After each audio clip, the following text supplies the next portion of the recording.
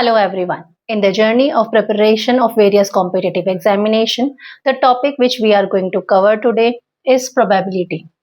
In this video, we will be learning about the concepts related to probability, some of the terms related to probability, and how to solve various questions which are asked in various competitive examinations. That all we will be learning in this video. So let's start with the topic, that is your probability. So first of all, let's see some of the terms related to it. First term is your experiment. What is experiment? An operation which can produce some well-defined outcomes is called an experiment. ऐसा operation जिसे हम करें, जिसे हम conduct करें तो कुछ well defined results जो है वो निकलते हों, ऐसे जो भी ऑपरेशंस होते हैं उनको हम एक्सपेरिमेंट कहते हैं. एक्सपेरिमेंट्स कई तरीके के होते हैं. The experiment which we will be using over here in probability will be your random experiment. तो रैंडम एक्सपेरिमेंट क्या होता है? An experiment in which all possible outcomes are known and exact outcome cannot be predicted in advance are called random experiment. ऐसे experiment जिसे जब हम conduct करते हैं तो जो भी आउटकम आएंगे, जो भी रिजल्ट आएंगे, वो हमें पहले से पता होता है कि इनमें से ही कोई रिजल्ट आएगा, लेकिन एग्जैक्टली कौन सा रिजल्ट आएगा उस पर्टिकुलर एक्सपेरिमेंट को करने में वो हमें नहीं पता होता एडवांस में. जैसे कि यदि हम टॉस करें तो हमें पता है कि या तो हेड आएगा या फिर टेल आएगा, इन दोनों के अलावा कुछ भी नहीं आएगा, लेकिन एग्जैक्टली क्या आएगा वो हम प्रिडिक्ट नहीं कर सकते. हम नहीं कह सकते कि 100% हेड ही आएगा या 100% टेल ही आएगा. इसी तरीके से जब हम डाइस को रोल करें तो हमें पता है कि या तो 1 आएगा, 2, 3, 4, 5, 6, इन्हीं में से कोई ना कोई नंबर आएगा टॉप फेस पर, लेकिन एग्जैक्टली कौन सा नंबर आएगा जब हम उसे रोल करेंगे ये हम प्रिडिक्ट नहीं कर सकते. तो इस तरीके के जो एक्सपेरिमेंट होते हैं जिसके अंदर सारे पॉसिबल आउटकम क्या हैं वो हमें पता होता है कि आना इनमें से ही कुछ है, लेकिन एग्जैक्टली उस पर्टिकुलर एक्सपेरिमेंट को कंडक्ट करते समय क्या आएगा वो हम प्रिडिक्ट नहीं कर सकते. ऐसे एक्सपेरिमेंट्स को हम रैंडम एक्सपेरिमेंट्स कहते हैं. Then your sample space. The set of all possible outcomes in an experiment is known as sample space. यानी कि जब हमने कोई एक्सपेरिमेंट कंडक्ट किया तो उस एक्सपेरिमेंट को कंडक्ट करने पे क्या क्या पॉसिबल आउटकम होंगे, यदि हम सारे पॉसिबल आउटकम्स का एक सेट बना लें तो वो हमारा कहलाता है सैंपल स्पेस. इसको हम जनरली कैपिटल एस से डिनोट करते हैं और इसको हम कर्ली ब्रैकेट्स में लिखते हैं विद कॉमास इन बिटवीन. जैसे कि यदि हम कहें कि हमने दो कॉइन्स लिए और दो कॉइन्स को हमने टॉस किया, तो अब उन दो कॉइन्स को टॉस करने पे क्या क्या आउटकम पॉसिबल हैं. या तो दोनों ही कॉइन्स पर हेड आएगा, या फर्स्ट कॉइन पे हेड आएगा, सेकंड पर टेल आएगा, या फिर फर्स्ट पर टेल आएगा, सेकंड पर हेड आएगा, या फिर दोनों पर ही टेल आएंगे. यही पॉसिबल आउटकम्स हैं. तो यदि हम जितने भी पॉसिबल आउटकम्स हैं उन सब का एक सेट बना लें तो उसको हम बोलते हैं सैंपल स्पेस. तो this will be the sample space. Similarly यदि हम बात करें कि हमने एक डाइस लिया, डाइस को रोल किया, तो सैंपल स्पेस क्या होगा? या तो आएगा आपका 1 या फिर 2 या 3 या 4 या 5 या 6. All these are the possible outcomes. तो यदि जितने भी पॉसिबल आउटकम्स हैं किसी एक्सपेरिमेंट के उन सब का हम एक सेट बना लें तो जो सेट बनता है उसको हम बोलते हैं sample space. Then comes your event. Any subset of sample space is called an event. जो हमारा सैंपल स्पेस है उसका कोई भी सबसेट यदि हम ले लें तो वो एक इवेंट होता है. जैसे कि हमने यदि इसी एक्सपेरिमेंट की बात करें तो हमने आपके रोल किया डाइस को, तो या तो 1 आएगा, तो 1 का आना एक इवेंट है, 2 का आना एक इवेंट है, 3 का आना एक इवेंट है, 4 का, 5 का, 6 का आना एक इवेंट है. 1 से लेके 6 तक में किसी भी इवन नंबर का आना, किसी भी इवन नंबर का, तो इवन नंबर में क्या आ गया आपका 2 भी आ सकता है, 4 भी आ सकता है, 6 भी आ सकता है. तो 6 से स्मॉलर या ये कह सकते हैं 6 तक के इवन नंबर्स का आना एक आपका इवेंट है. तो इसी तरीके से 6 तक के प्राइम नंबर्स का आना ये एक इवेंट है. तो अगर हम देखें जो भी सैंपल स्पेस हमारा बन रहा है उसका यदि कोई भी सबसेट की बात करें तो जो भी सबसेट होगा उस सैंपल स्पेस का उसको हम बोलते हैं इवेंट बोलते हैं. अब इवेंट भी बहुत से तरीके के होते हैं. जो इवेंट्स हमारे काम आएंगे उसको हम देखते हैं. First is your mutually exclusive events. So 2 or more events are said to be mutually exclusive events if they cannot happen simultaneously in a trial. यदि ऐसे 2 या 2 से ज्यादा इवेंट्स हैं उनको हम म्यूचुअली एक्सक्लूसिव इवेंट्स कहेंगे यदि उनमें से कोई भी, if they can not happen simultaneously, यदि वो इवेंट्स एक साथ नहीं हो सकते एक ही ट्रायल के अंदर। यानी कि यदि हमने कॉइन को टॉस किया तो इवेंट्स क्या हो सकते हैं, हेड का आना एक इवेंट हो सकता है, टेल का आना एक इवेंट हो सकता है, लेकिन दोनों एक साथ तो नहीं आ सकते। जब हम एक कॉइन को टॉस करेंगे तो या तो हेड आएगा या फिर टेल आएगा, दोनों के दोनों एक साथ नहीं आ सकते। तो ऐसे इवेंट्स हम बोलते हैं म्यूचुअली एक्सक्लूसिव इवेंट्स, जबकि वो एक साथ नहीं आ सकते किसी एक पर्टिकुलर ट्रायल के अंदर।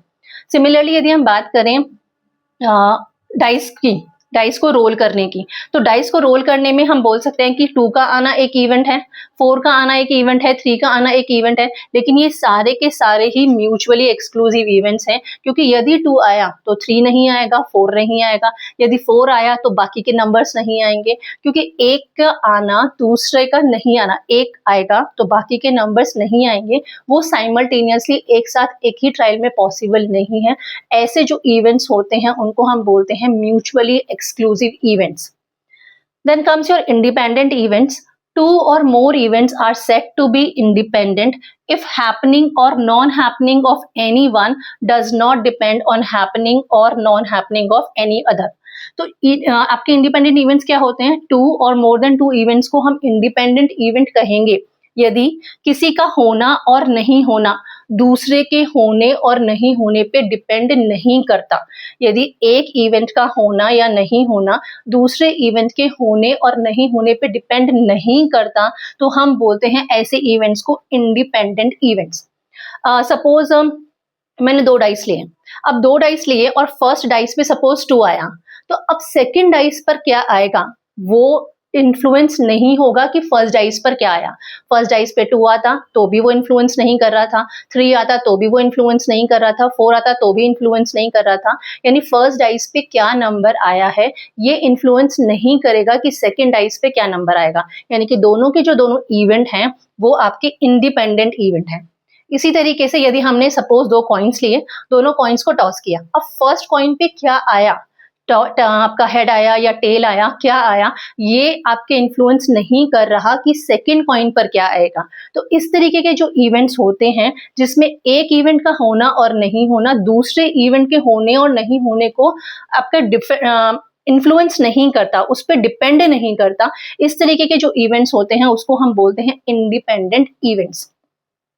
अब देखिए अगर हम बोलें कि 2 इवेंट है, एक इवेंट ए है एक इवेंट बी है, तो ए और बी या तो ए हो या फिर बी हो, दोनों में से कोई एक ही इवेंट हो, उसको हम किस तरीके से रिप्रेजेंट करते हैं, A union B. A U union का साइन है, हमने सेट्स में पढ़ा हुआ है, तो ए यूनियन बी इस तरीके से रिप्रेजेंट करते हैं। ये शो कर रहा है कि या तो इवेंट ए हो रहा है या फिर इवेंट बी हो रहा है।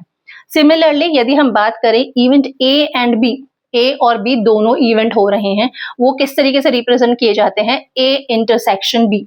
यहाँ पे ए भी हो रहा है और बी भी हो रहा है, A and B event A का और इवेंट बी के होने की जो प्रोबेबिलिटी होती है, जहां पे हम प्रोबेबिलिटी की बात करेंगे तो इवेंट ए भी हो रहा है और इवेंट बी भी हो रहा है, उसको हम रिप्रेजेंट करेंगे ए इंटरसेक्शन बी से।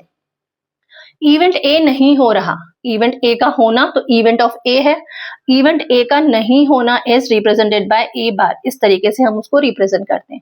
ये सारी के सारे टर्म्स हम यूज करेंगे आगे क्वेश्चंस को सॉल्व करने के अंदर, और इनको हम आगे भी फर्दर और कॉन्सेप्ट्स को लर्न करने के अंदर इनको हम अंडरस्टैंड करेंगे। Now let's understand some more concepts related to it, how to find the probability of any of the event. So the formula for finding probability of any event E, that is represented by PE. If the event is E, then the probability of the event is represented by PE.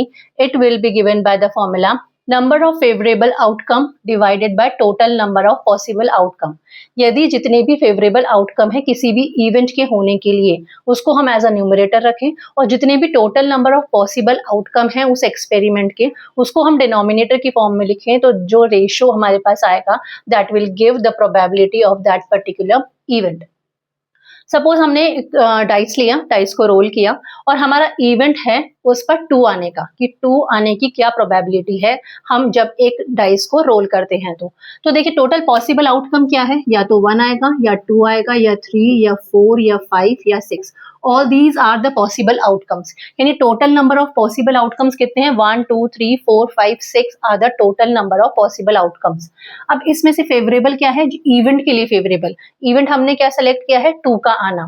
2 का आना मतलब this is the favourable outcome, that means one only, this is only the one which is the favourable outcome. So जो हमारी probability होगी 2 के आने की, that will be 1/6, क्योंकि जो हमारा फेवरेबल आउटकम है वो केवल 2 का आना ही हमारे लिए फेवरेबल है उस इवेंट के लिए। और total number of possible outcome कितने हैं, इनमें से कुछ भी आ सकता है, मतलब total number of possible outcome is 6, तो probability will be your 1/6।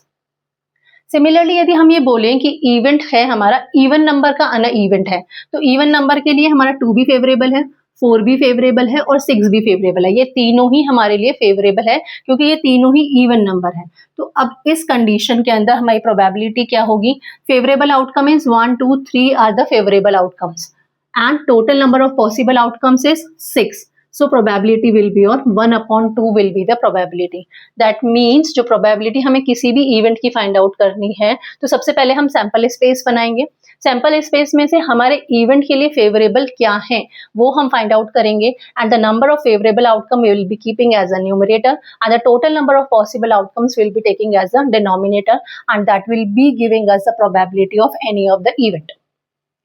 Suppose हमारे पास हमने 2 डाइस लिए, instead of 1 dice we have taken 2 dice, तो उस केस में हमारे पास टोटल पॉसिबल आउटकम्स कितने होंगे, that will be of 36 total possible outcomes होंगे।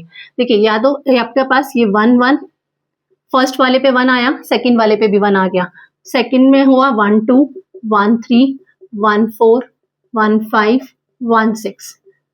अगर फर्स्ट वाले जो डाइस है हमारा उस पर हमने मान लिया कि 1 आया, तो सेकंड वाले डाइस पे 1 आ सकता है, 2 आ सकता है, 3 4 5 6 ये पॉसिबल हो गया। अब फर्स्ट वाले डाइस पे यदि 2 आया तो अगेन सेकंड वाले डाइस पे अगेन 1 2 3 4 5 6 कुछ भी आ सकता है। अब फर्स्ट वाले डाइस पे 3 आया तो अगेन सेकंड वाले डाइस पे कुछ भी आ सकता है। तो इस तरीके से हमारे पास टोटल 36 पॉसिबल आउटकम होंगे। यहाँ पे ये 6 हो गए, ये आपका इसको हम यदि कंटिन्यू करें तो it will be 3 5 3 6, then it is your 4 1 5 1 6 1, it is 4 2 4 3 4 4 4 5 4 6 5 2 5 3 5 4 5 5 5 6 6 2 6 3 6 4 6 5 6 6। तो ये हमारे पास टोटल पॉसिबल आउटकम आ गए, यानी कि total possible outcomes will be 36 when we are having 2 dice. हमने 2 डाइस को रोल किया तो हमारे पास टोटल पॉसिबिलिटीज जो बनेंगी वो इन 36 में से कोई ना कोई एक आउटकम आएगा। अब यदि हमारा इवेंट है कि ऐसा आना जिसका सम, जिसमें जो दोनों डाइस हैं उन दोनों के टॉप पे जो नंबर आ रहे हैं उनका सम शुड बी 3। तो अब सम 3 होने के लिए फेवरेबल आउटकम क्या है, या तो फर्स्ट वाले पे 2 आए और सेकंड वाले पे 1, या फिर फर्स्ट वाले पे 1 आए सेकंड वाले पे 2। केवल ये ही 2 ऐसी कंडीशंस हैं जब दोनों ही जो डाइस के ऊपर जो नंबर आ रहे हैं उनका सम 3 आ रहा है। So total number of favourable outcome will B 2 and total number of possible outcome will be 36। तो प्रोबेबिलिटी विल बी 2/36 और you can say 1/18। This is how we will be finding it out. अब देखिए probability का होना, किसी भी event का होना की प्रोबेबिलिटी, हमने मान लिया कि इवेंट ई है तो उसके होने की प्रोबेबिलिटी कितनी है, पी है, और उसके ना होने की प्रोबेबिलिटी कितनी है, पी बार है। दैट इज प्रोबेबिलिटी इवेंट के ना होने की, इन दोनों का सम हमेशा 1 होता है। अब यदि हम फर्स्ट वाले ही एक्सपेरिमेंट पे वापस आ जाते हैं कि हमारा जो इवेंट था वो था कि 2 का आना इज एन इवेंट। इवेंट हमने क्या लिया था कि हमने डाइस को रोल किया और रोल करने पर 2 का आना इवेंट है, तो उसकी प्रोबेबिलिटी कितनी थी, 1/6 थी। अब यदि हम ये बोलें कि 2 का नहीं आना इवेंट है, 2 नहीं आए टॉप पे डाइस के, ये इवेंट है, तो उसके लिए फेवरेबल क्या होगा, 1 आए तो भी फेवरेबल है, 3 आए 4 आए 5 आए 6 आए, ये सब फेवरेबल है क्योंकि इवेंट हमारा है 2 का नहीं आना। तो फेवरेबल आउटकम्स कितने हो गए, 1 2 3 4 5 फेवरेबल आउटकम हो गए और टोटल पॉसिबल आउटकम वॉज 6। अब 2 के आने की प्रोबेबिलिटी थी 1/6 और 2 के नहीं आने की प्रोबेबिलिटी है 5/6। यदि हम इन दोनों को ऐड करें तो इट विल बी योर 1। यानी कि किसी भी इवेंट के होने की प्रोबेबिलिटी प्लस किसी भी इवेंट के ना होने की प्रोबेबिलिटी का जो सम होता है वो हमेशा 1 होता है इफ दे आर, मतलब एक का होना अगर एक हो रहा है तो दूसरा नहीं होगा। यदि इस तरीके के इवेंट्स हैं तो उनका जो सम होता है it is always your 1। Probability of happening of any of the event plus probability of happening of not happening of that event is will be 1। Probability जो होती है किसी भी इवेंट की वो हमेशा 0 से 1 के बीच में लाया करती है। 0 से 1 के बीच में लाया करेगी, 0 से कम नहीं होगी और 1 से ज्यादा नहीं होगी। 0 भी हो सकती है, 1 भी हो सकती है और उनके बीच में भी कुछ प्रोबेबिलिटी हो सकती है, लेकिन ना तो निगेटिव होगी और ना ही it will be more than 1। Always it will lie between 0 and 1 only, क्योंकि या तो इवेंट होगा या नहीं होगा या कुछ चांसेस होंगी होने की।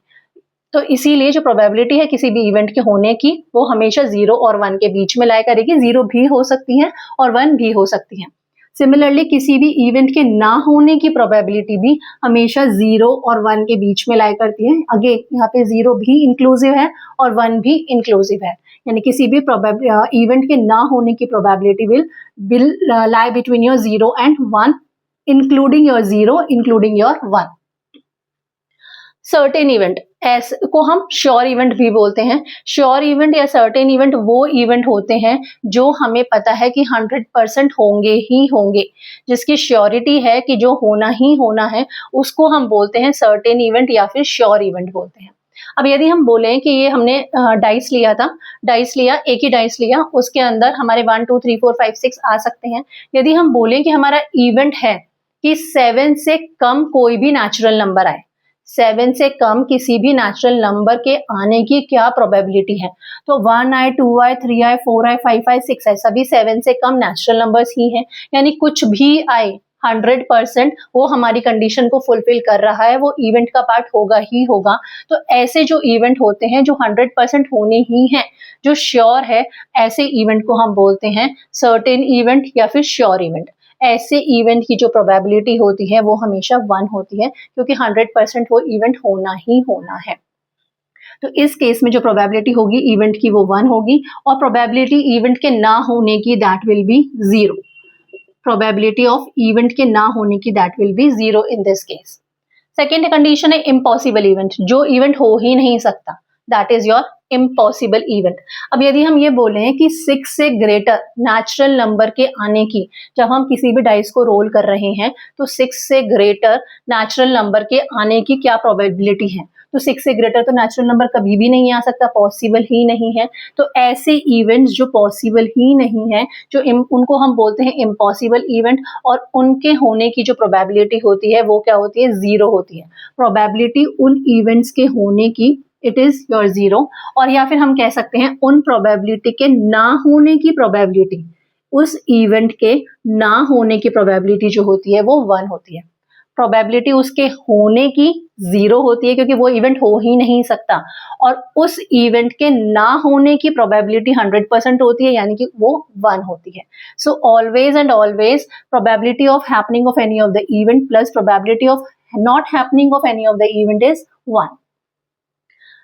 Now addition law. Let A and B be two mutually exclusive events. Mutually exclusive events हैं, यानी कि यदि एक इवेंट हो रहा है तो दूसरा इवेंट नहीं होगा।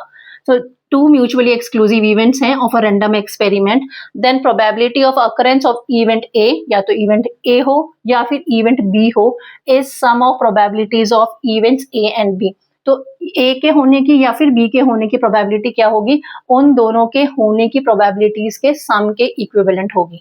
यानी कि प्रोबेबिलिटी ऑफ ए और बी, या तो ए या फिर बी के होने की प्रोबेबिलिटी क्या होगी, इसको हम रिप्रेजेंट क्या करेंगे, जब ए और बी बोल रहे हैं तो we will be taking P A union B, it will be probability of A plus probability of B. अब अगेन हम यही एग्जाम्पल ले लेते हैं। हमने एक डाइस लिया, उसमें हमारे पॉसिबल आउटकम्स है 1 2 3 4 5 6। अब हमने इसमें 2 इवेंट लिए, एक इवेंट लिया 2 का आना, दूसरा इवेंट लिया हमने 3 का आना। हमने क्या इवेंट लिया, 2 का आना एक इवेंट लिया और दूसरा इवेंट लिया 3 का आना। तो अब 2 के आने की प्रोबेबिलिटी क्या है, 2 के लिए favourable condition is this only, तो प्रोबेबिलिटी 2 के आने के लिए इट इज 1/6। सिमिलरली 3 के आने की प्रोबेबिलिटी क्या होगी, अगेन इट विल बी 1/6, क्योंकि फेवरेबल आउटकम इस केस में 3 ही है केवल, तो इसकी प्रोबेबिलिटी हो गई 1/6। अब हमारा क्या बोल रहे हैं हम कि प्रोबेबिलिटी या तो AI या फिर BI, इसकी प्रोबेबिलिटी क्या होगी, इधर A और B के आने की प्रोबेबिलिटी क्या होगी। अब यदि हम इसकी बात करें तो इसके लिए फेवरेबल क्या हो गया, 2 का आना भी फेवरेबल है और 3 का आना भी फेवरेबल है। इस कंडीशन में we will be taking favourable outcome as 2 favourable होगा, 2 भी फेवरेबल है, 3 भी फेवरेबल है, तो इसकी प्रोबेबिलिटी क्या हो गई, 2/6 will be the probability of either event A और इवेंट B। इसकी प्रोबेबिलिटी क्या हो गई, 2/6 हो गई, और वी कैन से 1/3। अब यदि हम इसको चेक करें, PA की वैल्यू थी हमारे पास 1/6, ये PA है, ये हमारे पास PB है, और ये है हमारे पास PA यूनियन B की वैल्यू। अब यदि हम इन दोनों को ऐड करें, PA और PB को, PA प्लस PB हम करें तो it will B 1/6 plus 1/6, 6 will be the LCM, 1 + 1 2/6, और वी कैन से 1/3। यानी कि जो हमारा पास PA और B है it will be equivalent to PA plus PB, क्योंकि A और B की वैल्यू भी हमारे पास 1/3 ही आई थी और PA प्लस PB की वैल्यू भी 1/3 आई है। यानी कि यदि हमारे पास 2 इवेंट हैं जो कि म्यूचुअली एक्सक्लूसिव इवेंट्स हैं, तो probability of occurrence of event A हो या B हो, इन दोनों के होने की प्रोबेबिलिटी और में क्या होगी, is the sum of probabilities of events A and B। That means PA union B will be given by PA plus PB। Now, if A and B are two events associated with random experiments, यदि A और B दो कोई events हैं जो कि किसी भी random experiment में हमारे events हैं, then यानी कि ये mutually exclusive events नहीं है। ये जरूरी नहीं है कि A होगा तो B नहीं ही होगा, ये compulsory नहीं है। In that case, PA और B, A union B means या तो A का होना या B का होना, will be given by PA plus PB minus PA intersection B। मतलब प्रोबेबिलिटी कि वो दोनों एक साथ हो जाए is given by A intersection B। A intersection B क्या शो कर रहा है, इवेंट है A एंड B के होने का, यानी कि जब दोनों साथ में हो रहे हैं, यदि उस वाले पार्ट को हम सब्ट्रैक्ट कर दें तो हमारे पास क्या आ जाएगा, PA प्लस PB की वैल्यू आ जाएगी, जो हमें क्या शो करेगा, PA यूनियन B की। मतलब या तो A हो रहा है या फिर B हो रहा है, उसकी प्रोबेबिलिटी क्या होगी, probability of A plus probability of B minus probability of A intersection B। यानी कि हमने उस पोर्शन को सब्ट्रैक्ट कर दिया है, उस प्रोबेबिलिटी को सब्ट्रैक्ट कर दिया है जब A और B दोनों साथ में हो रहे हैं, क्योंकि इस कंडीशन में हमने म्यूचुअली एक्सक्लूसिव इवेंट्स नहीं लिया। हमने ऐसा नहीं लिया कि A इवेंट होगा तो B नहीं होगा, ये कंडीशन नहीं है। पॉसिबल है कि A हो रहा है और B भी हो जाए, तो जब A और B दोनों हो रहे हैं उसकी जो प्रोबेबिलिटी है उसको हम सब्ट्रैक्ट कर देंगे probability of A plus probability of B में से। हम उस वाले पोर्शन को, उसकी प्रोबेबिलिटी को सब्ट्रैक्ट करेंगे जब A और B दोनों इवेंट हो रहे हैं, तो हमारे पास क्या आ जाएगा, it will give us probability of A और B। ये हमारा एक फॉर्मूला है जो हम क्वेश्चंस को सॉल्व करने में यूज करेंगे।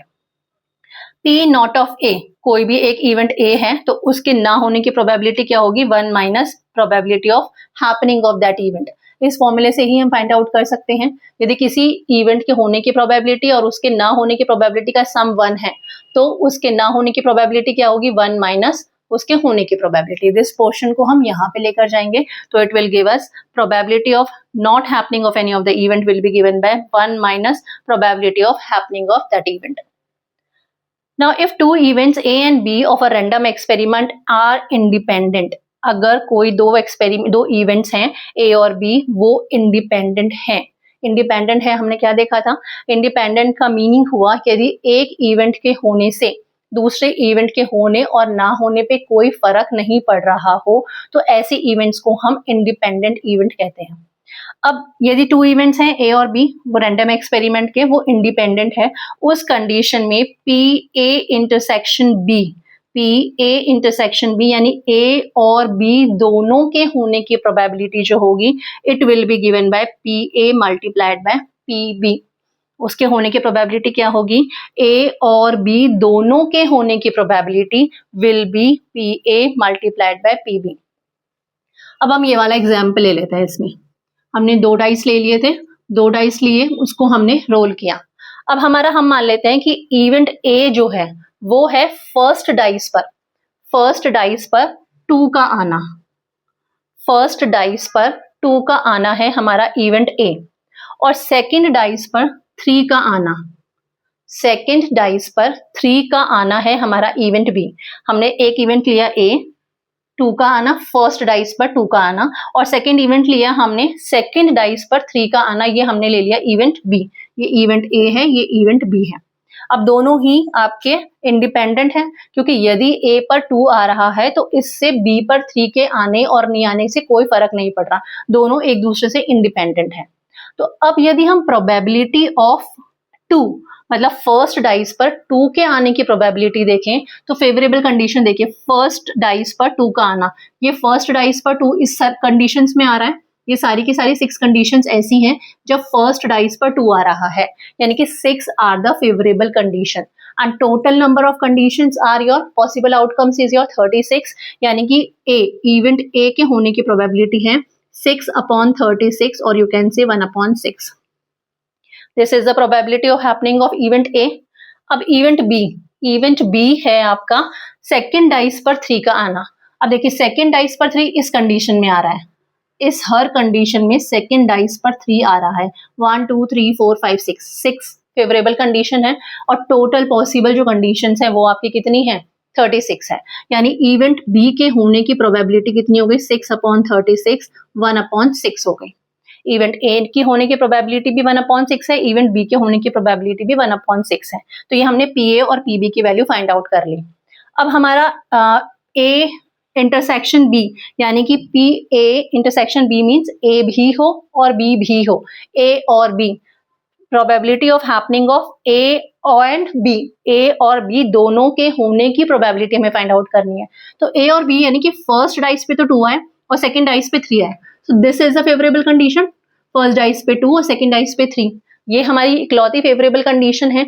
यानी कि इसकी प्रोबेबिलिटी कितनी होगी, 1, क्योंकि फेवरेबल कंडीशन केवल एक ही है और टोटल पॉसिबल आउटकम 36 है। तो हमारे पास P of A intersection B, यानी A और B दोनों के होने की प्रोबेबिलिटी कितनी होगी, probability of A intersection B will B 1/36। Is it clear? Now देखिए इसकी वैल्यू 1/36 आ गई, PA की वैल्यू 1/60, PB की वैल्यू 1/60। यदि इन दोनों को मल्टीप्लाई करें तो 1/6 multiplied by 1/6 will be 1/36।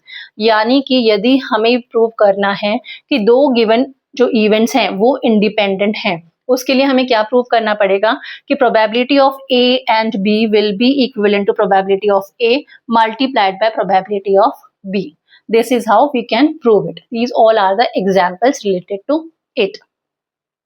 Now let's understand some more concepts related to it.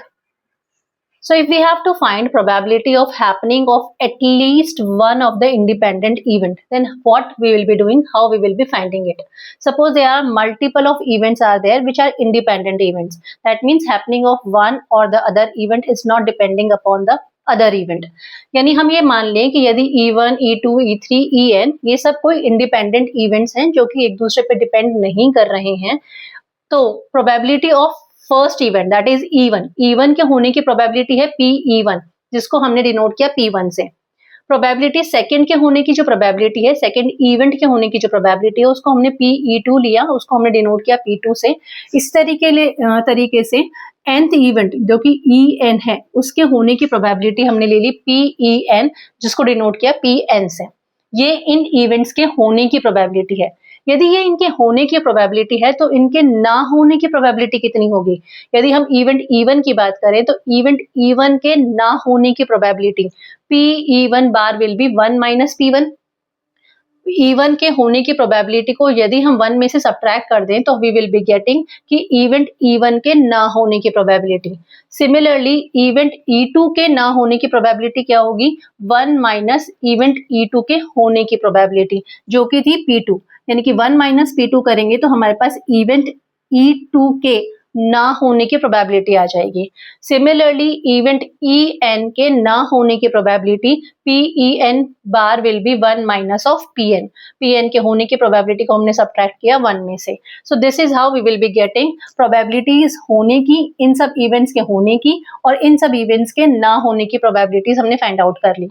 तो probability when no event happen, जब कोई भी इवेंट ना हो, इनमें से ये जितने भी इवेंट्स हैं E1 E2 E3 up to En, ये सारे के सारे इवेंट ना हो, उसकी प्रोबेबिलिटी क्या होगी?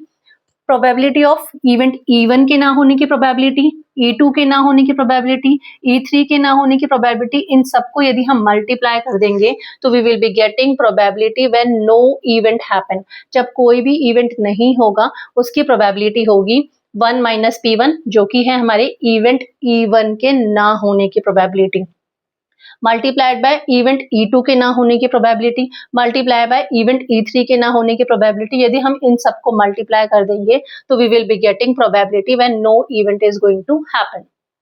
Similarly, if we have to find that probability when at least one event happen, कि कम से कम एक इवेंट होना चाहिए, तो कम से कम एक इवेंट होना चाहिए, इसका मतलब क्या हुआ कि यदि हम ये मान लें कि 1 में से इवेंट के ना होने की प्रोबेबिलिटी को हम सब्ट्रैक्ट कर दें, तो what we will be getting कि एटलीस्ट एक इवेंट हो जाएगा।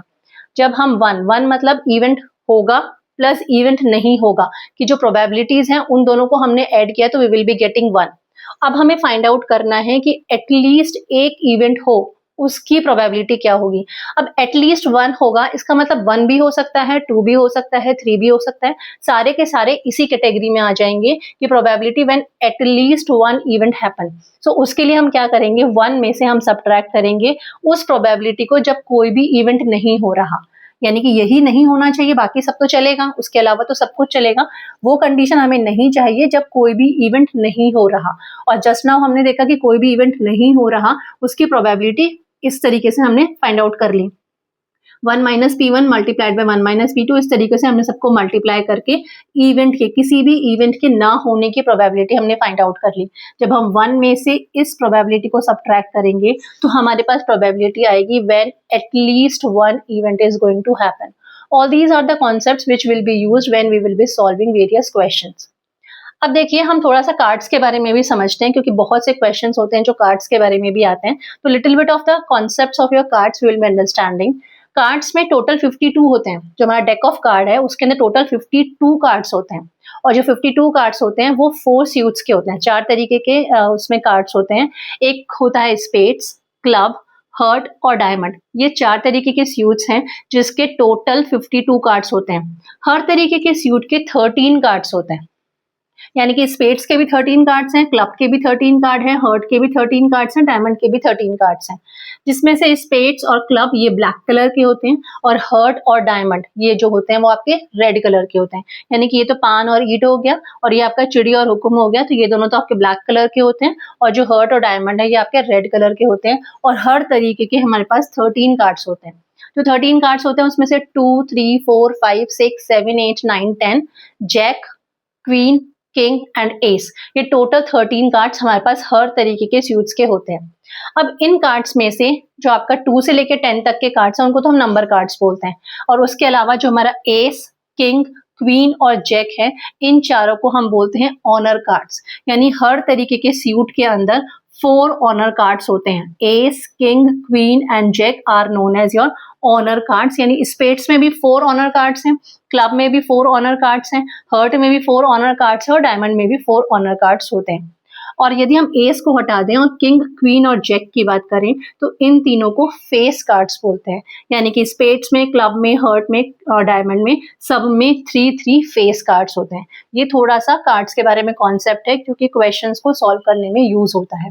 सो this is all about probability, concepts of probability. Probability क्या है, उसको फाइंड आउट करने का क्या फॉर्मूला होता है, क्या आपका म्यूचुअली एक्सक्लूसिव इवेंट्स हैं, क्या आपके इंडिपेंडेंट इवेंट्स हैं, उनकी कंडीशंस क्या क्या होती हैं, इनको किस तरीके से फाइंड आउट करते हैं। All this we have learn. Event हो रहा है और इवेंट नहीं हो रहा है, उनमें क्या रिलेशन है। So all these concepts we will be using while we will be solving various questions. Now let's understand how to use the concepts which we have learned just now in solving various questions. So here is question number 1. One card is randomly chosen from a deck of which red face cards have been removed. Find the probability that picked card is face card. अब हमें ऐसे card, जो हमें deck of card मिला है उसके अंदर जो रेड फेस कार्ड्स हैं वो रिमूव कर दिए गए हैं. टोटल हमें पता है कि किसी भी कार्ड्स का जो डेक होता है उसके अंदर total number of cards is your 52. Total 52 cards होते हैं और हर तरीके के सूट के टोटल 3 फेस कार्ड्स होते हैं. Jack, king and queen 3 face cards होते हैं. अब हमारे पास जितने भी रेड फेस कार्ड्स थे वो रिमूव कर दिए गए. अब रेड जो सूट्स होते हैं वो 2 तरीके के सूट्स जो है वो रेड हैं, जो कि आपका हर्ट हो गया या आपका डायमंड हो गया. तो ये दोनों ही सूट्स आपके रेड कलर के हैं. तो अब ये रेड कलर के हैं यानी कि 3 ईच, टोटल 6 कार्ड्स रिमूव कर दिए गए. अब टोटल 6 कार्ड्स रिमूव कर दिए गए तो 52 माइनस यदि हम 6 देखेंगे तो it will be your 46 cards बचे हैं. जो हमें डेक ऑफ कार्ड्स मिला है उसमें टोटल 46 कार्ड्स रिमेनिंग है. अब हमें चाहिए probability that the picked card is face card. अब जब रेड कलर के फेस कार्ड्स रिमूव कर दिए गए हैं तो टोटल जो फेस कार्ड्स बचे हैं वो केवल ब्लैक कलर के ही बचेंगे. अब ब्लैक के भी 2 तरीके के सूट्स हैं. अब उन दोनों सूट्स के अंदर से 3 ईच कार्ड्स जो होंगे वो फेस कार्ड्स होंगे. तो 3 टोटल 6 फेस कार्ड्स अभी भी इन 46 कार्ड्स में से बचे हैं. मतलब टोटल 46 कार्ड्स हैं, उसमें से अभी फेस कार्ड्स कितने हैं? सिर्फ ब्लैक कलर के ही बचे हैं क्योंकि रेड कलर के तो रिमूव हो चुके हैं. तो ब्लैक कलर के टोटल फेस कार्ड्स कितने हैं? टोटल 6 फेस कार्ड्स हैं. तो हमारे पास जो फेवरेबल कंडीशन है वो कितनी हो गई? जो 6 कार्ड्स हैं वो हमारी फेवरेबल कंडीशन है. यानी इन 46 कार्ड्स में से यदि उन 6 कार्ड में से कोई एक कार्ड पिक होता है तो वो हमारे लिए फेवरेबल कंडीशन है. और टोटल पॉसिबल आउटकम कितने हैं? 46 टोटल पॉसिबल आउटकम है. तो प्रोबेबिलिटी यदि इवेंट हम ई मान लें तो probability of the event will be your 6/46. 2 3s are 6, 2 2s are 4, 2 3s are 6. So 3/23 will be the probability of picking the card which is a face card. Now the next question is, in a bag there are 15 red balls. Red balls कितनी है? 15 है. 10 green balls हैं. There 3 balls are selected at random. The probability of selecting 2 red balls and 1 green ball is. Total हमारे पास 15 red balls हैं और total हमारे पास 10 green balls हैं. Select हमें करनी है टोटल 3 बॉल्स को. 3 बॉल्स को सेलेक्ट करना है, हमें प्रोबेबिलिटी फाइंड आउट करनी है कि जो हम 3 बॉल सेलेक्ट कर रहे हैं उसमें से 2 बॉल्स तो रेड होनी चाहिए और 1 बॉल आपकी ग्रीन होनी चाहिए. तो अभी जो सिलेक्शन का कॉन्सेप्ट है that we have learned in permutation and combination. हमारे प्रोबेबिलिटी के क्वेश्चंस में परम्यूटेशन कॉम्बिनेशन का कॉन्सेप्ट भी यूज होता है in so many questions. So if you have not seen that video, we are already having a video on permutation and combination. So please watch it once so that you will understand how to use the concepts of permutation and combination. कहाँ हमें combination use करना है, कहाँ हमें permutation use करना है, उनको find करने के क्या फॉर्मूले होते हैं, that we have already learned in that particular video. तो अब टोटल हमारे पास बॉल्स कितनी है? 15 + 10, टोटल हमारे पास 25 बॉल्स हैं. इन 25 बॉल्स में से हमें 3 बॉल्स को सेलेक्ट करना है. तो 25 बॉल्स में से 3 बॉल्स को सेलेक्ट करने के कितने अरेंजमेंट्स हो सकते हैं, कितने वेज हो सकते हैं, that will be given bye 25C3. 25 balls में से 3 बॉल्स को सेलेक्ट करने के कितने तरीके हो सकते हैं? It could be your 25C3. हमें पता है कि NCR का फॉर्मूला होता है factorial of n divided by factorial of r multiplied by factorial of n minus r. तो ये हमारे पास टोटल वेज हो गए जिसमें से 25 बॉल में से हम 3 बॉल्स को पिक कर सकते हैं. यानी कि ये हमारे एक तरीके से सैंपल स्पेस हो गया. टोटल इतने पॉसिबल आउटकम्स हैं. अब हमारे लिए फेवरेबल आउटकम क्या है कि 2 तो रेड बॉल्स होनी चाहिए और 1 ग्रीन बॉल होनी चाहिए. हमारे लिए फेवरेबल आउटकम है. तो 2 रेड बॉल्स को सेलेक्ट करने के वेज कितने हो सकते हैं? 15 रेड बॉल्स हैं, उसमें से 2 रेड बॉल्स को सेलेक्ट करना है तो इसके वेज हो गए 15C2 वेज हो गए. अब आपको 1 ग्रीन बॉल सेलेक्ट करना है 10 ग्रीन बॉल में से. तो 10 ग्रीन बॉल में से 1 ग्रीन बॉल को सेलेक्ट करने के वेज कितने हो जाएंगे? It will be your 10C1. अब हमें ये दोनों ही चाहिए, ये 2 बॉल्स रेड बॉल्स भी सिलेक्ट होनी चाहिए और 1 ग्रीन बॉल भी सिलेक्ट होनी चाहिए. तो इन दोनों के टोटल वेज कितने हो जाएंगे? क्योंकि ये क्या है, एक तरीके से ये इंडिपेंडेंट है एक दूसरे से.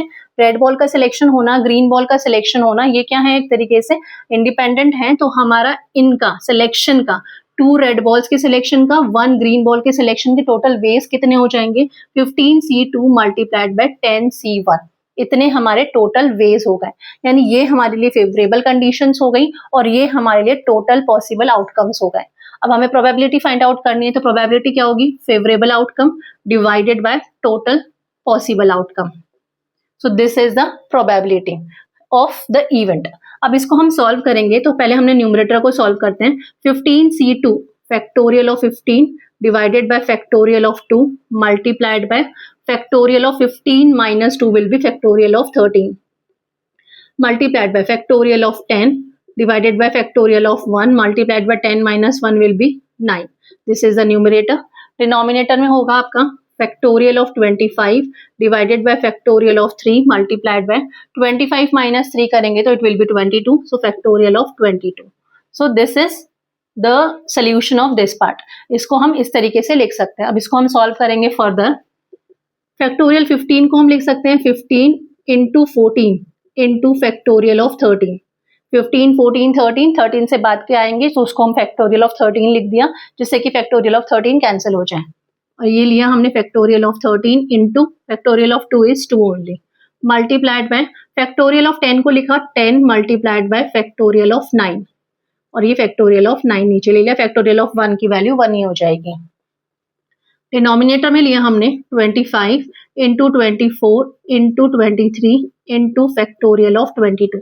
25 फैक्टोरियल 25 को हमने लिखा 25, 24, 23 multiplied by factorial of 22 divided by factorial 3 की वैल्यू हो गई आपका 3 मल्टीप्लाइड बाय 2, और ये फैक्टोरियल ऑफ 22। नाउ ये 13 फैक्टोरियल 13 कैंसिल हो गया, फैक्टोरियल 9 कैंसिल हो गया, आपका फैक्टोरियल 22 कैंसिल हो गया। अब क्या कैंसिल हो सकता है, 2 7 14, ये कैंसिल हो गया। अब बचा हमारे पास कुछ नहीं, हमने लिया 15 इंटू 7 इंटू 10 तो न्यूमरेटर हो गया। डिनोमिनेटर में 2 12 times 24 and 3 4 12, so it will B 25 into 4 into 23, ये आपका डिनोमिनेटर हो गया। अब इसको फर्दर सॉल्व करें तो 5 2 10, 5 5 25, 5 3 15, then anything else is divisible, 2 2 4, nothing else, so it will be 7 3 21 divided by, it is your 2 multiplied by 23, it is your 46. So 21 upon 46 will be the probability of selecting 2 red balls and 1 green ball. The next question is, a box contains 10 red balls, 9 green balls and some blue balls. Find the probability of getting 3 different colored balls when 3 balls are drawn from the box at random if the total number of balls in the box is 36. Total 36 balls हैं, हमें 3 balls select करनी है। Probability find out करनी है कि तीनों ही जो balls हैं वो different कलर की हो। तो हमारे पास some blue balls दे रखा है, blue balls का कलर नहीं दे रखा। तो हमारे पास red balls हैं 10, ग्रीन बॉल्स हैं 9, तो टोटल ये हो गई 19 हो गई, और टोटल नंबर ऑफ बॉल्स हैं 36। तो आपके पास ब्लू बॉल्स कितनी हो जाएंगी, 36 माइनस 19। टोटल 36 बॉल्स हैं, जिसमें से 10 रेड हैं, 9 ग्रीन हैं, बाकी की सब जो है वो ब्लू हैं। तो ब्लू कितनी हुई, 36 minus of 10 plus 9 is 19, that will give you total number of blue balls. So it will B 16 minus 9 is 7, it is 17. तो आपके पास ब्लू बॉल्स हो गई 17. This is the number of balls. अब हमें टोटल नंबर ऑफ बॉल्स 36 हैं, उसमें से 3 ball select करनी है। तो टोटल पॉसिबल आउटकम कितने होंगे, 36 बॉल्स में से सेलेक्ट करनी है 3 बॉल्स, ये टोटल पॉसिबल आउटकम्स होगा। ये हमारा सैंपल स्पेस हो गया, total number of sample space हो गया। और हमारे लिए फेवरेबल आउटकम क्या होंगे, 10 रेड बॉल में से 1 बॉल सेलेक्ट होना, 9 ग्रीन बॉल में से 1 का सेलेक्ट होना एंड 17 ब्लू बॉल में से 1 का सेलेक्ट होना। It is are favourable outcomes. So favourable outcome will be your 10C1 multiplied by 9C1 multiplied by 17C1, it is your favourable outcome. तो हमारी प्रोबेबिलिटी क्या होगी, favourable outcome, number of favourable outcome divided by total number of possible outcome. So probability of the event will be 10C1 multiplied by 9C1 multiplied by 17C1 divided by 36C3. Now इसको solve करेंगे numerator को। 10C1 means factorial of 10 divided by factorial of 1 को मैंने ignore किया, 10 minus 1 किया तो it is 9 multiplied by factorial of 9 divided by factorial of 8 multiplied by 17. C1 will be factorial of 17 divided by factorial of 1 multiplied by 17 minus 1 is 16. ये numerator हो गया. Denominator will be factorial of 36 divided by 36C3 factorial of 3 multiplied by 36 minus 3 will be your 33. Now we will be solving it further. Factorial of 10 को हमने लिखा 10 multiplied by factorial 9. Factorial 9 को लिखा 9 multiplied by factorial 8. To cancel factorial 8, that's the reason we have written like this. Factorial 17 को लिखा 17 into factorial of 16 divided by factorial of 16 divided by 36 को हमने लिखा factorial 36 को 36 into 35 into 34 into factorial of 33 divided by 3 को लिखा 3 into 2 और ये factorial of 33. Now factorial 9 cancelled, factorial 8 cancelled, factorial 16 cancelled, factorial 33 cancelled. Now what else could be cancelled? 2, 1 is 2, 18 is 36 and 3, 6 are 18. So it will be, numerator is your 10 multiplied by 9 multiplied by 17 divided by 6 over here into 35 into 34. Now 17 2s are 34. Then 2 5s are 10, 5 7s are 35. 3 2s are 6, 3 3s are 9. Is anything else is getting cancelled? No. So it will be 3 divided by 7 2s are 14. So probability will be on 3 upon 14. So this is how we will be using the concept of permutation and combination, and we will be solving these type of questions. Now let's understand next questions. So here is the fourth question. If two fair dice are tossed, then what is the probability that the sum of the numbers on the faces of dice is strictly greater than 7? अब हमने दो dice को toss किया है और हमें चाहिए probability कि जो सम आए डाइस के फेसेस पर उसका जो सम है वो 7 से ग्रेटर होना चाहिए. तो सम क्या क्या हो सकता है? यदि दोनों ही डाइस पे 1 आए तो सम कुड बी 2 हो सकता है, 3 हो सकता है और मैक्सिमम आ सकता है कि दोनों डाइस पे 6 आ जाए, यानी 6 और 6 सम 12 हो सकता है. यानी मिनिमम जो सम होगा वो 2 होगा और जो मैक्सिमम सम होगा वो 12 होगा. अब यहाँ पे हमें जो प्रोबेबिलिटी चाहिए वो चाहिए कि सम ग्रेटर देन 7 होना चाहिए. सम ग्रेटर देन 7 का मतलब सम आपका 8 हो सकता है, सम कुड बी और 8, sum could be 9, sum could be 10, 11 और 12. इनमें से कुछ भी सम हो सकता है. ये हमारे लिए फेवरेबल कंडीशंस है. अब सम 8 कब होगा? 8 कब हो सकता है सम? यदि फर्स्ट डाइस पे 1 आए, 1 तो नहीं आ सकता क्योंकि 1 और 6 तो 7 ही होगा, तो दैट इज तो नॉट पॉसिबल. यानी कि यदि 2 और 6 आए तो it is sum will be 8. अगर हमारे पास 3 और 5 आए तो सम विल बी 8. दोनों पर ही 4 आ जाए तो सम विल बी 8. देन फर्स्ट वाले पे तो 5 आए, सेकंड वाले पे 3 आए, then sum will be 8. First वाले पे 6 आए, सेकंड वाले पे 2 आए तो सम विल बी 8. तो ये सारी कंडीशंस हैं. जब सम 8 होगा तो कितनी फेवरेबल कंडीशंस हैं? 5 फेवरेबल कंडीशंस हैं. 9 सम कब आ सकता है? जब फर्स्ट पे या तो 3 आए और सेकंड पे 6 आए तो सम 9 हो जाएगा. फर्स्ट पे आपका 4 आए और सेकंड पे 5 आ जाए, फर्स्ट पे 5 सेकंड पे 4, फर्स्ट पे 6 सेकंड पे 3. इन कंडीशंस के अंदर जो सम है वो कितना हो जाएगा? 9 हो जाएगा. तो टोटल कितनी कंडीशंस है? 1 2 3 4 कंडीशंस हैं. तो टोटल 4 कंडीशंस हैं जब सम जो है वो 9 हो जाएगा. अब सम 10 कब होगा? सम 10 होगा आपका, ये आ जाए 4 and 6.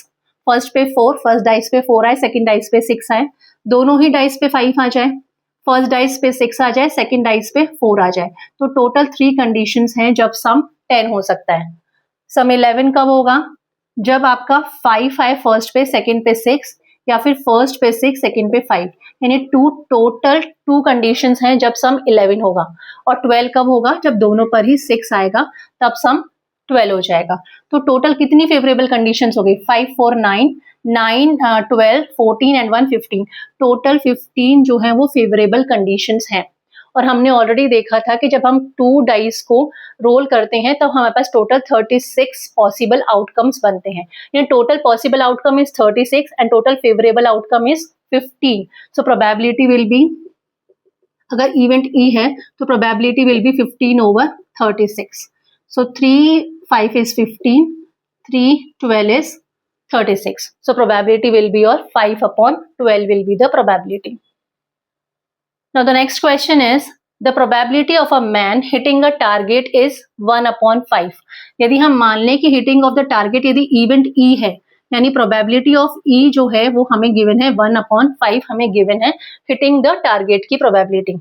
If the man fires 7 times, then what is the probability that he hits the target at least twice?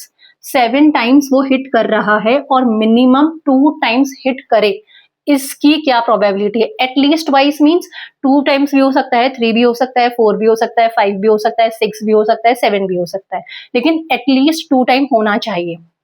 अब यदि प्रोबेबिलिटी इवेंट के होने की यानी हिट करने की, टारगेट को हिट करने की प्रोबेबिलिटी 1/5 है, तो प्रोबेबिलिटी हिट ना करने की, टारगेट को हिट ना करने की प्रोबेबिलिटी कितनी होगी? It will be 1 - 1/5. That will be और 5 एलसीएम 5 - 1 करेंगे तो 4/5 विल बी द प्रोबेबिलिटी कि जो टारगेट है वो हिट ना हो. अब देखिए, या तो हम ये करें कि हम ये फाइंड आउट करें कि 2 टाइम्स टारगेट कितनी बार हिट हो रहा है, मतलब की प्रोबेबिलिटी क्या है. 2 टाइम्स टारगेट को हिट करने की प्रोबेबिलिटी क्या है, 3 टाइम्स करने की क्या है, 4 टाइम्स करने की क्या है, 5 टाइम्स करने की क्या है, 6 टाइम्स करने की क्या है, 7 टाइम्स करने की प्रोबेबिलिटी क्या है. या तो हम ये फाइंड आउट करें या फिर हम ये फाइंड आउट कर लें कि 0 टाइम्स टारगेट हिट होने की प्रोबेबिलिटी क्या है और 1 टाइम टारगेट को हिट होने की प्रोबेबिलिटी क्या है, और उसको हम 1 में से सब्ट्रैक्ट कर दें तो that will be much more easier. हम या तो ये फाइंड आउट करें कि 2 3 4 5 6 7 टाइम्स टारगेट हिट होने की प्रोबेबिलिटी क्या है, या फिर हम ये फाइंड आउट कर लें कि टारगेट 0 टाइम्स हिट हो रहा है या टारगेट 1 टाइम हिट हो रहा है, उसकी प्रोबेबिलिटी क्या है. तो यदि हम वो फाइंड कर लेंगे और उसको 1 में से सब्ट्रैक्ट कर देंगे तो that will give us the probability of hitting the target at least twice. So अब हम देखते हैं कि प्रोबेबिलिटी कि टारगेट हिट ही ना हो, एक बार भी हिट ना हो. 7 टाइम्स उसने हिट किया, फायर किया, तो 7 टाइम्स में से एक बार भी जो है आपका टारगेट हिट ना हो, इसकी प्रोबेबिलिटी क्या होगी? 0 टाइम्स हिट होने की, यानी फर्स्ट टाइम भी हिट नहीं होगा, सेकेंड टाइम भी हिट नहीं होगा, थर्ड टाइम भी हिट नहीं होगा, और हिट ना होने की प्रोबेबिलिटी है 4/5. तो 7 टाइम्स हिट ना होने की प्रोबेबिलिटी कितनी हो जाएगी? 4/5 इंटू 4/5 इंटू 4/5, 7 टाइम्स, यानी कि 4/5 raise to the power 7 will be the probability जब हमारा टारगेट एक बार भी हिट नहीं हो रहा. अब टारगेट एक बार हिट हो, इसकी प्रोबेबिलिटी क्या है? टारगेट एक बार हिट हो, इसकी प्रोबेबिलिटी क्या होगी? एक बार हिट होगा, यानी कि यदि हम मान लें एक बार हिट हो रहा है, तो एक बार हिट होने के लिए प्रोबेबिलिटी कितनी है? 1/5 है.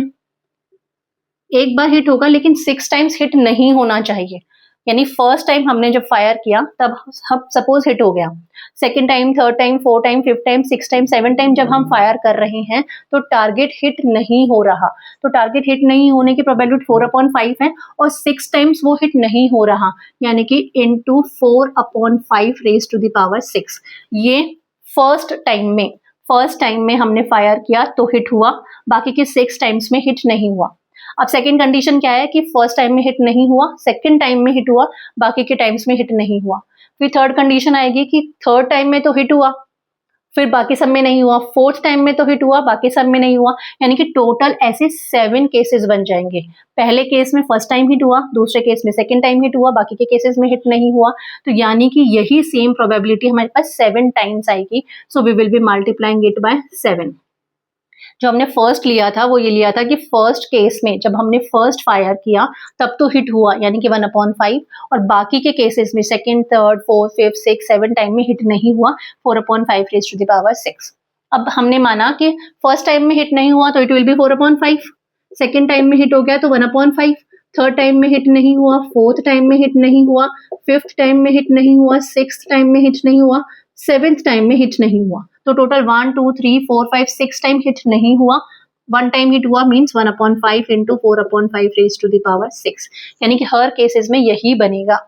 अभी ऐसा कितनी बार होना है? ऐसा 7 टाइम्स होना है. तो इट्स प्रोबेबिलिटी कि वो एक बार हिट हो, उसकी प्रोबेबिलिटी कितनी हो गई? ये हो गई.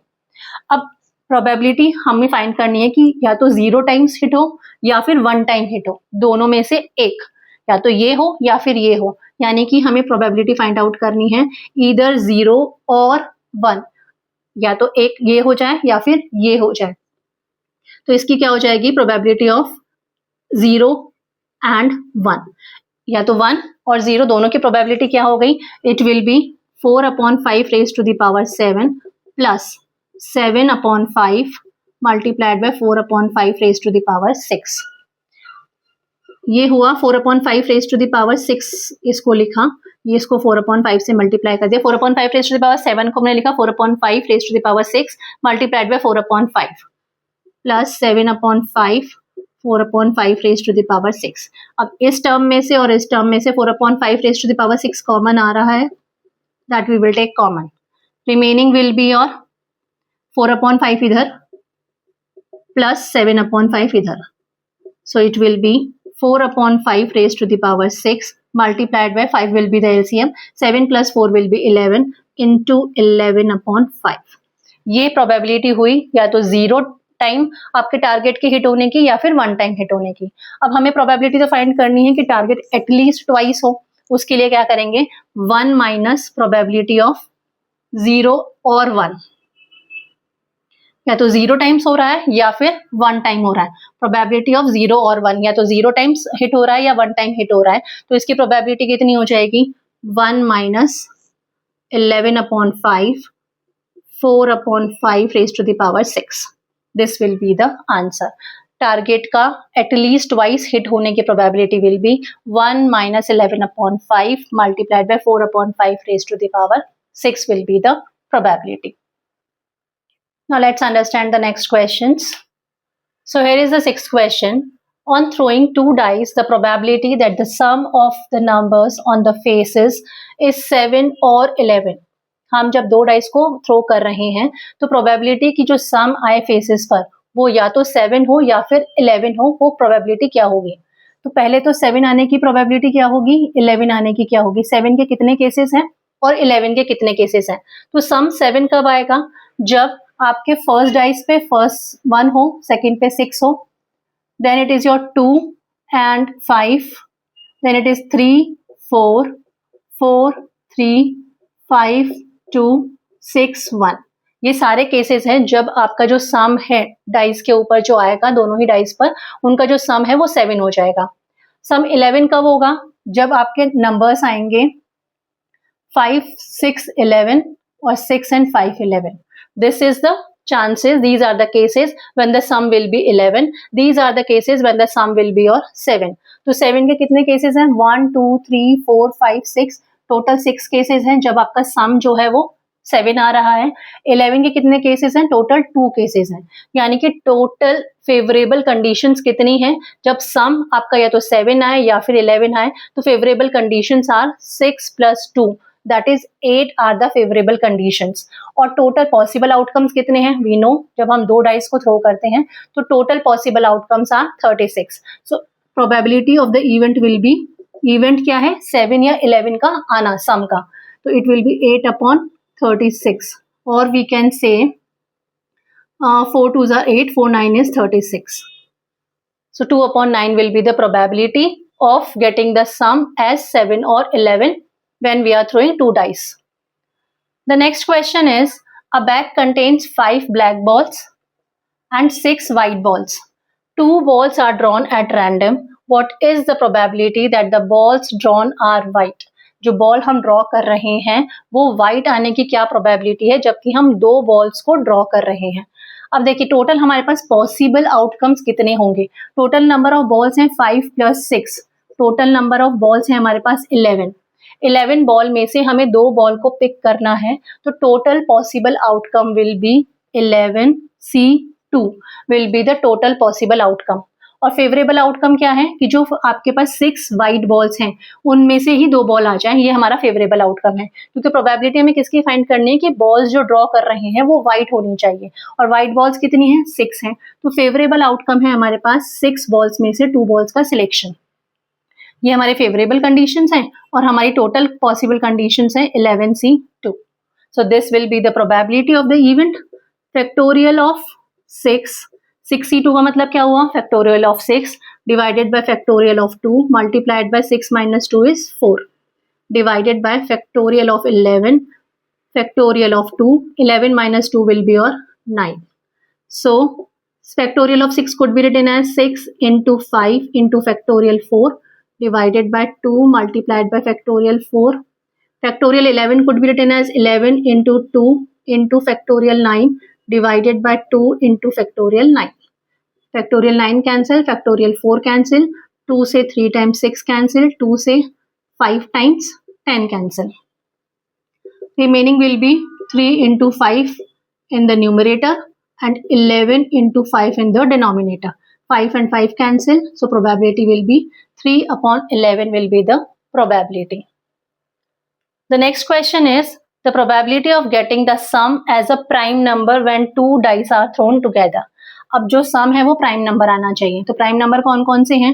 2 प्राइम नंबर हैं अप टू 12, क्योंकि सम मैक्सिमम 12 तक ही जा सकता है, तो हमारे पास 12 तक के प्राइम नंबर्स क्या क्या हैं? 2 प्राइम नंबर है, आपका 3 प्राइम नंबर है, then it is your 5 is the prime number, then 7 is the prime number and 11 is the prime number.